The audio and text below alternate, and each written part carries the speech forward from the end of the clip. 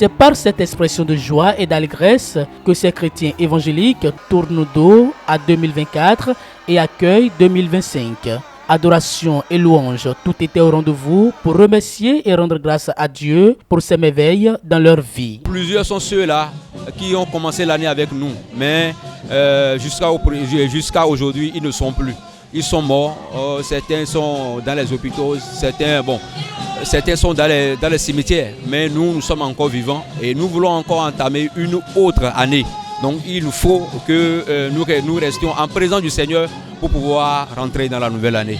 Tout le monde est fou de joie et c'est bon de rentrer dans la nouvelle année en présence de Dieu que de rester à la maison. Vous savez, nous en tant que chrétiens, on a choisi de manifester notre joie dans la présence de Dieu pour pouvoir rentrer dans la nouvelle année et recevoir le guide de l'année pour pouvoir nous conduire conformément aux promesses de Dieu et en jouir.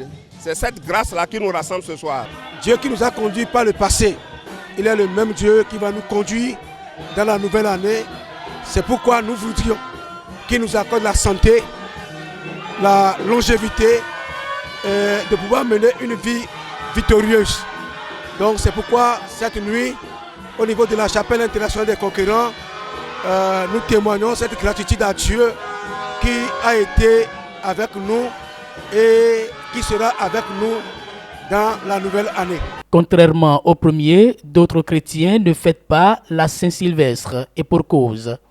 En réalité, ce n'est pas des fêtes qui sont en réalité des fêtes chrétiennes. C'est quand les Romains ont voulu mélanger les dieux romains avec le paganisme, c'est ça qui a amené cette histoire. Donc, quand je me réfère à Apocalypse 18, verset 4, qu'est-ce que le Seigneur nous a dit là? Il dit, sortez du milieu d'elle, mon peuple. Donc, c'est pour ne pas se mélanger au monde que notre mission, qui a pour objectif de rassembler les élus de Yahweh, en cette fin de temps là, les réunir et leur donner la nourriture qui est convenable. C'est pourquoi nous le faisons en ce temps-ci. Si nous les laissons, eux ils vont suivre le calendrier grégorien. Ils vont suivre, disons, ce que le monde est en train de faire. Mais c'est pour les canaliser, c'est pour les rassembler. C'est pour cela la période est choisie par le fondateur de cette mission. À chacun sa compréhension de la chose, mais pour la grande majorité, la longue traversée du 31 décembre au 1er janvier demeure des moments d'allégresse, d'action de grâce et de reconnaissance à Dieu.